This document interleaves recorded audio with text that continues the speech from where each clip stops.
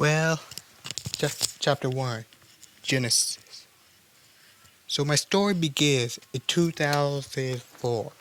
I just left New Orleans and I originally arrived to Cairo.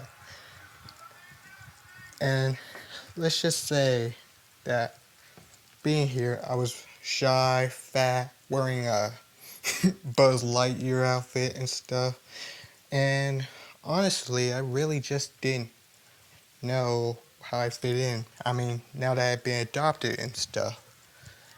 So, let's take it. So, I began preschool in Cairo, Texas. And that's where I met my first friend, Donovan and stuff. Though, though I couldn't pronounce Donovan, so I called him Dolphin. And man, were we bad. I'm, ta- I'm talking like Halloween stuff. We dress up as pumpkins and stuff, and we were getting girls. You see, back then in 2004 and stuff, when you were making it out of New Orleans, all you had to hustle by is finding your next woman, finding your next bitch, and stuff. It didn't matter. It didn't matter how old that was and stuff, as long as you could get it. And the girl who I had a crush on was celebrity Raven Simone. No deal and stuff. And, because back then I was living out of Orphan. But That's So Raven, that show really changed me and stuff. And at that time I was learning dancing and music and, oh man. And that's where I first came in contact with Ray. It was through TV that I eventually learned to become myself, which later on would lead to my acting career. Now, back then, TV and stuff was static and stuff. You couldn't. And so, if you wanted to watch a show and stuff, you had to be there. Whole family. So, and stuff. Even back in New Orleans and stuff at the Mardi Gras party, me, Travis, A$AP Rocky and stuff, we'd sit down and guess who we were watching? That's right, Kanye West and stuff. This was before Kanye lost his goddamn mind and stuff. But honestly, I looked up to him. Or maybe Travis Scott did. And what Travis Scott told me back then, he said, looked at me and he said, yo, Jay, little Jay, I'm going to hit Kylie Jenner when I'm older. I'm going to be rich. I'm going to be a rapper.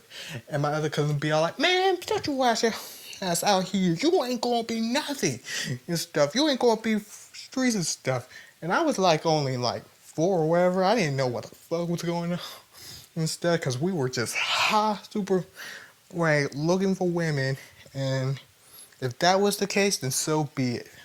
But little did I know that my life was about to turn for the worse.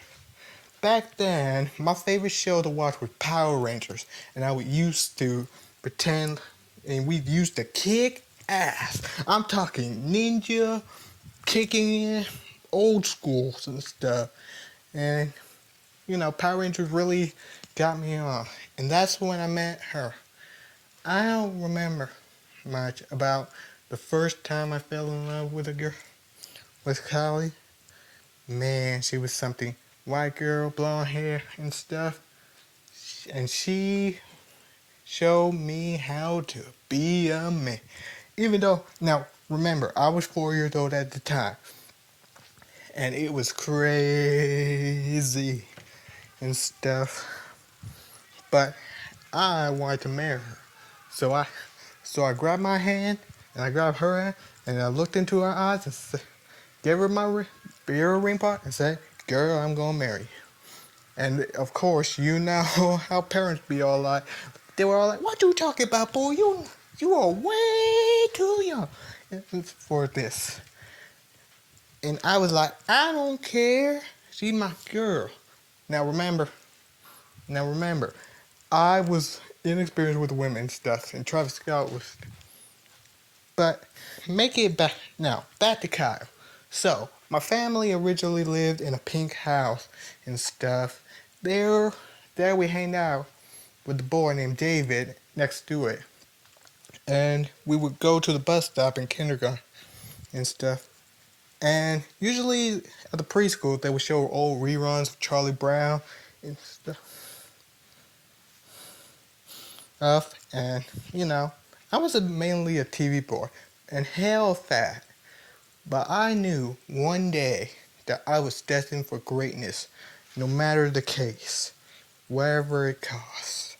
And I knew that deep down in this new home in Kyle, Texas, I was going to be somebody.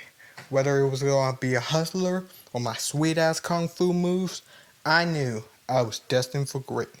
And I took up, and as I walked in and I looked back at my new adopted parents, I told them this: I'll see you later.